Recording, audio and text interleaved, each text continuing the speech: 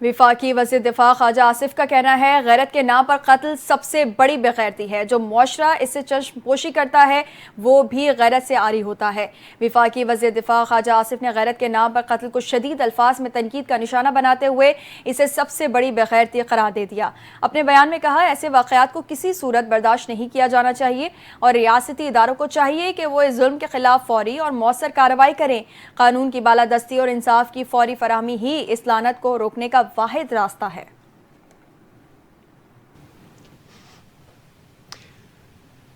اسلام آباد کے تھانہ سنگجانی کی حدود سے گدھے کا گوشت ملنے کے معاملے پر مزید پیش رفت۔ ذرائع کے مطابق سلاٹر ہاؤس میں گدھے ذبح کر کے گوشت کولڈ اسٹوریج میں رکھا جاتا تھا۔ گدھے کی کھالیں اور گوشت بیرون ملک بھی سپلائی کیا جاتا تھا۔ گدھوں کو ذبح کرنے کے لیے قصاب بھی بیرون ملک سے بلوایا گیا تھا۔ گدھے کے گوشت کے لیے سلاٹر ہاؤس چلانے والے 2 غیر ملکی گرفتار ہیں۔ سلاٹر ہاؤس سے 14 گدھوں کی باقیات اور 45 گدھے زندہ برآمد ہوئے۔ ذرائع کے مطابق گدھوں کے گوشت کی مقامی مارکیٹ میں سپلائی کے شواہد نہیں مل سکے۔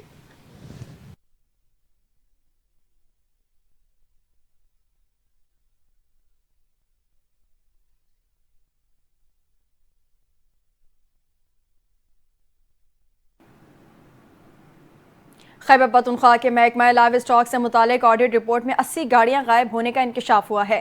پشاور سے آڈٹ رپورٹ کے مطابق سرکاری گاڑیاں منصوبوں کے لیے خریدی گئی تھیں۔ 2007 سے 2021 تک لائیو اسٹاک پروجیکٹس کے لیے 200 سے زائد گاڑیاں خریدی گئی تھیں۔ دستاویز کے مطابق آڈٹ کے دوران 80 گاڑیوں کا ریکارڈ پیش نہ کیا جا سکا۔ محکمہ ایکسائز کا کہنا ہے 80 سے زائد گاڑیاں ڈی جی لائیو اسٹاک کے نام رجسٹرڈ ہیں۔ رجسٹریشن کے باوجود غائب گاڑیاں فیلڈ یا دفاتر میں موجود نہیں۔ آڈٹ رپورٹ میں محکمہ لائیو اسٹاک کی گاڑیوں کا پتہ لگانے کی سفارش کی گئی ہے۔ وزیراعظم شہباز شریف سے وزیر داخلہ محسن نقوی نے ملاقات کی اور زائرین کی نئی پالیسی کے حوالے سے بریفنگ دی۔ ملاقات میں بلوچستان کی امن و امان کی صورتحال پر تبادلہ خیال کیا گیا۔ وزیراعظم نے وزیر ہوابازی کو زائرین کے لیے خصوصی پروازوں کا انتظام کرنے کی ہدایت کر دی تاکہ زائرین کی تعداد میں اضافے کے دوران انہیں سفر میں کسی قسم کی دشواری کا سامنا نہ ہو۔ اس کے علاوہ وزیراعظم نے وزیر داخلہ کو گوادر سیف سٹی پر کام شروع کرنے کی بھی ہدایت کی ہے۔ رواں سال زیارت اربعین کے لیے ایران اور عراق جانے والے زائرین کے لیے حکومت نے بڑا فیصلہ کرتے ہوئے زمینی سفر پر پابندی عائد کر دی ہے۔ اب زائرین صرف فضائی سفر کے ذریعے زیارت کے لیے جا سکیں گے۔ وزیر داخلہ محسن نقوی نے سماجی رابطے کی ویب سائٹ ایکس پر جاری بیان میں بتایا یہ فیصلہ وزارت خارجہ، بلوچستان حکومت اور سیکیورٹی اداروں کی باہمی مشاورت سے کیا گیا ہے۔ وزیر داخلہ کے مطابق اس اقدام کا مقصد زائرین کی حفاظت اور سہولت کو یقینی بنانا ہے۔ انہوں نے بتایا کہ وزیر اعظم کی ہدایت پر زائرین کے لیے پروازوں کی تعداد بڑھائی جائے گی تاکہ زیادہ سے زیادہ افراد کو سفری سہولت میسر آ سکے۔ پی آئی اے نے 8 اگست سے اربعین کے لیے خصوصی فلائٹ آپریشن کا اعلان کر دیا۔ پی آئی اے اربعین کے لیے پاکستان سے نجف روانگی کے لیے خصوصی پروازیں 8 اگست سے 11 اگست تک چلائی جائیں گی۔ نجف سے پاکستان واپسی کی پروازیں 18 اگست تا 23 اگست تک چلیں گی۔ پی آئی اے نے اربعین کے خصوصی فلائٹ آپریشن کے لیے فی مسافر کرایہ $675 مقرر کیا ہے۔ عراق جانے والے زائرین نے پی آئی اے سے کرایہ کم کرنے اور مزید اضافی پروازوں کو چلانے کی درخواست کی ہے۔ پاکستان پیپلز پارٹی نے میاں اظہر کے انتقال کے بعد خالی ہونے والی قومی اسمبلی کی نشست این 129 پر ضمنی الیکشن لڑنے کا اعلان کر دیا ہے۔ پیپلز پارٹی کے سیکریٹری جنرل نیئر حسین بخاری نے واضح کیا نون لیگ کے مد مقابل الیکشن نہ لڑنے کے حوالے سے کوئی معاہدہ نہیں۔ چیئرمین بلاول بھٹو زرداری اس وقت بیرون ملک ہیں۔ بلاول بھٹو زرداری سے مشاورت کے بعد امیدواروں سے درخواستیں لینے کی تاریخ کا اعلان کیا جائے گا۔ انہوں نے مزید کہا کہ پیپلز پارٹی حلقہ این 129 سے الیکشن لڑنے کے لیے اپنا انتخابی عمل مکمل کرے گی۔ انہوں نے بتایا کہ جمشید دستی کی خالی ہونے والی نشست پر بھی پیپلز پارٹی ضمنی الیکشن لڑ رہی ہے۔ پاکستان امریکہ کے ساتھ مضبوط تعلقات چاہتا ہے۔ ان تعلقات کو چین کے ساتھ دوستی کے تناظر میں نہ دیکھا جائے۔ نیو یارک میں پاکستانی کمیونٹی سے خطاب کرتے ہوئے وزیر خارجہ اسحاق ڈار کا کہنا تھا بیرون ملک مقیم پاکستانی ملک کا سرمایہ ہیں۔ حکومتی کوششوں کی بدولت معیشت میں نمایاں بہتری آئی۔ پی ٹی آئی حکومت مزید 6 ماہ چلتی تو ملک ڈیفالٹ کر جاتا۔ موجودہ حکومت نے ملک کو ڈیفالٹ ہونے سے بچایا۔ پی ٹی آئی حکومت مزید 6 ماہ رہتی تو ملک ڈیفالٹ کر جاتا۔ ملک میں معاشی استحکام آ چکا ہے۔ ہمارا ہدف پاکستان کو G20 میں شامل کرنا ہے۔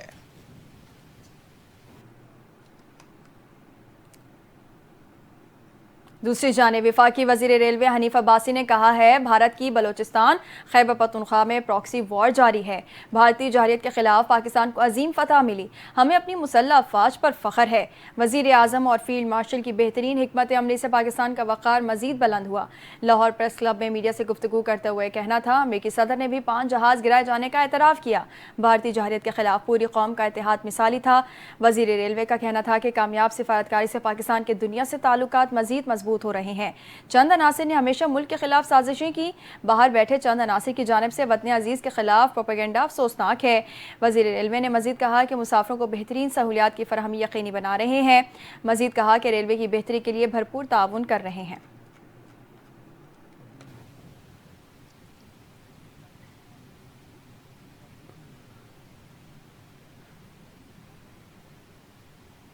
ثانیہ سوات انکوائری رپورٹ کی سفارشات پر عمل درآمد کے معاملے پر محکمہ داخلہ نے آئی جی پختونخوا ذوالفقار حمید کو خط لکھ دیا، جس میں کہا گیا ہے کہ سوات انکوائری رپورٹ میں سفارشات پر عمل درآمد کروایا جائے۔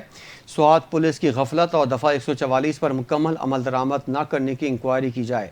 متعلقہ افسران کے خلاف 60 دن میں کارروائی کی جائے اور 30 دن میں قانون اور ضوابط میں خامیاں دور کر کے نیا نظام وضع کیا جائے۔ دریا کے کنارے عمارتوں اور سیفٹی کے لیے نیا ریگولیٹری فریم ورک 30 دن میں نافذ کیا جائے۔ پولیس کو دفعہ 144 کا سختی سے نفاذ یقینی بنانے کی ہدایت دی جائے۔ حساس مقامات پر پولیس کی نمایاں موجودگی اور وارننگ سائن بورڈز نصب کیے جائیں۔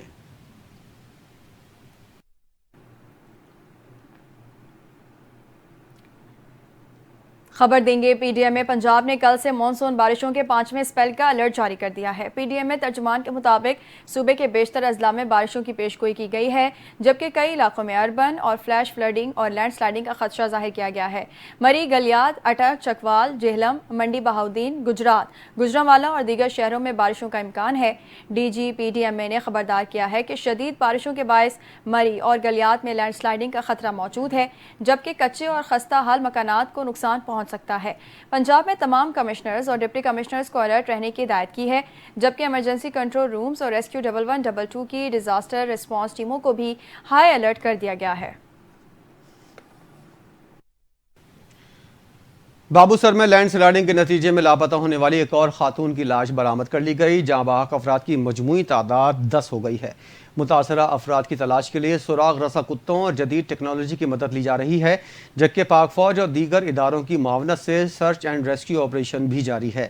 چلاس میں لینڈ سلائڈنگ سے لاپتہ ایک اور خاتون کی لاش برآمد ہو گئی، جس کے ساتھ جاں بحق افراد کی تعداد 10 ہو گئی۔ متاثرہ علاقے گھانچے کے پسماندہ گاؤں کندوس میں کلاؤڈ برسٹ کی وجہ سے تباہی کا منظر پیش کیا گیا۔ دیگر ادارے بھی پاک فوج کے ساتھ مل کر کارروائیاں کر رہے ہیں۔ بابو سر سے جلکھنڈ روڈ کی بحالی کا کام بھی تیزی سے جاری ہے تاکہ متاثرہ علاقوں تک رسائی ممکن ہو۔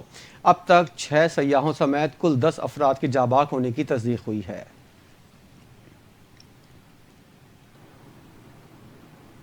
قومی کھلاڑیوں کے لیے بڑی خوشخبری سامنے آ گئی ہے۔ وزیر اعظم شہباز شریف نے کھیلوں کے میدان میں ملک کا نام روشن کرنے والے قومی ہیروز کے لیے انعامی رقم میں اضافہ کر دینے کا فیصلہ کر لیا ہے۔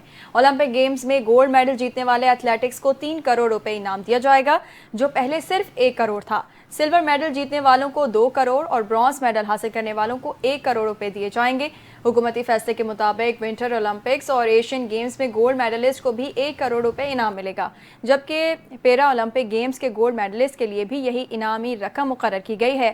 ایشین گیمز میں گولڈ میڈل پر 1 کروڑ، سلور پر 70 لاکھ اور برونز پر 50 لاکھ روپے دیے جائیں گے۔ کامن ویلتھ گیمز میں گولڈ میڈل جیتنے پر 75 لاکھ، جبکہ اسلامی گیمز میں گولڈ میڈل پر 50 لاکھ روپے انعام رکھا گیا ہے۔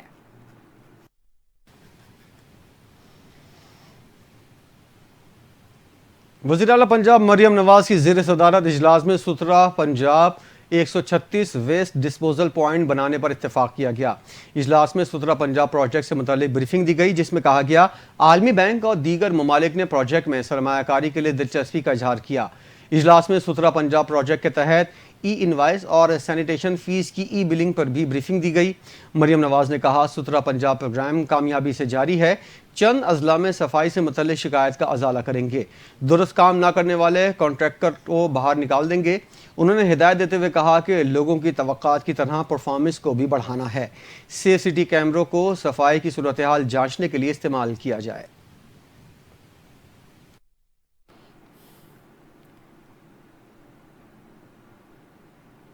MQM پاکستان کے سینئر رہنما ڈاکٹر فاروق ستار نے کہا ہے پاکستان کو چلانا ہے تو کراچی کو چلانا ہوگا۔ میڈیا سے گفتگو کرتے ہوئے فاروق ستار کا کہنا تھا کہ شہر قائد میں ٹریفک پولیس بھتہ لے رہی ہے۔ کون سا ادارہ بچا ہے جو کرپشن جیسی علت سے بچا ہے؟ شہر میں عوام کے ساتھ ستیلی ماں سے بھی بدتر سلوک ہو رہا ہے۔ انتظامی مسئلے کی مکمل ذمہ داری صوبائی حکومت کی ہے۔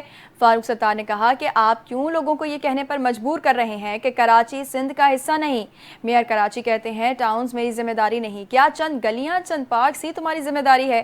یہاں ڈمپرز اور کنٹینرز لوگوں کو ماریں، تمہیں پرواہ نہیں۔ پیپلز پارٹی کراچی کو اپنانے کے لیے تیار نہیں۔ کراچی میں جو شہادتیں ہو رہی ہیں، 2 لفظ تعزیت کے بولنے کے لیے تیار نہیں ہو۔ آپ سندھ کو کیوں تقسیم کی طرف لے کر جا رہے ہیں؟ اندرون سندھ سے ہزاروں پولیس والے اٹھا کر یہاں لائے گئے۔ لیاری میں عمارتیں گر رہی ہیں، وزیر بلدیات نے مخدوش عمارتوں پر ایک میٹنگ نہیں کی۔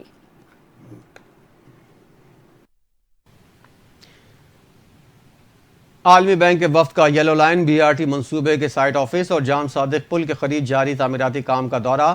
سینئر صوبائی وزیر شرجیل میمن نے وفد کو یلو لائن BRT کے حوالے سے تفصیلی بریفنگ دی۔ سینئر وزیر نے یلو لائن BRT منصوبے کی افادیت، اہمیت اور پیش رفت پر روشنی ڈالی۔ شرجیل میمن نے کہا کہ یلو لائن BRT کراچی کا ایک اسٹریٹجک اور ویژنری منصوبہ ہے جس کا مقصد عوام کو تیز، سستی اور محفوظ سفری سہولت دینا ہے۔ منصوبہ شارع نورجاں سے کورنگی انڈسٹریل ایریا اور لانڈی تک محیط ہوگا۔ روزانہ لاکھوں افراد مستفید ہوں گے۔ یلو لائن نہ صرف شہریوں کی نقل و حرکت کو بہتر بنائے گی بلکہ معاشی سرگرمیوں کو فروغ دے گی۔ یہ صرف ٹرانسپورٹ نہیں، ایک سماجی انقلاب کی بنیاد ہے۔ وفد کا پبلک پرائیویٹ پارٹنرشپ ماڈل پر بھی دلچسپی کا اظہار، حکومت سندھ کے اقدامات کو مثبت قرار دیا۔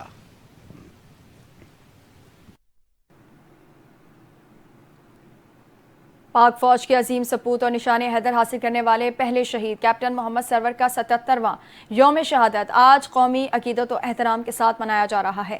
گجر خان میں کیپٹن محمد سرور شہید کے مزار پر پھول رکھنے کی تقریب منعقد ہوئی۔ میجر جنرل عاقف اقبال تقریب کے مہمان خصوصی تھے۔ ISPR کے مطابق کیپٹن سرور شہید نے 27 جولائی 1948 کو پہلی کشمیر جنگ کے دوران آزاد کشمیر کے سیکٹر میں دشمن سے لڑتے ہوئے جام شہادت نوش کیا۔ مادر وطن کے دفاع میں ان کی بے مثال بہادری اور قربانی نے انہیں ہمیشہ کے لیے امر کر دیا۔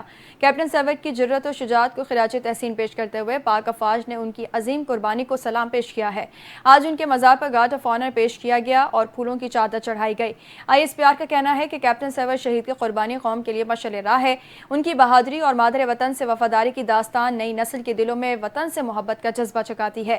پاک فوج کا کہنا ہے کہ وطن عزیز کے لیے جان قربان کر دینا ہمارا ترہ امتیاز ہے۔ کیپٹن سرور شہید کی شہادت ہماری تاریخ کا روشن باب ہے جس پر پوری قوم کو فخر ہے۔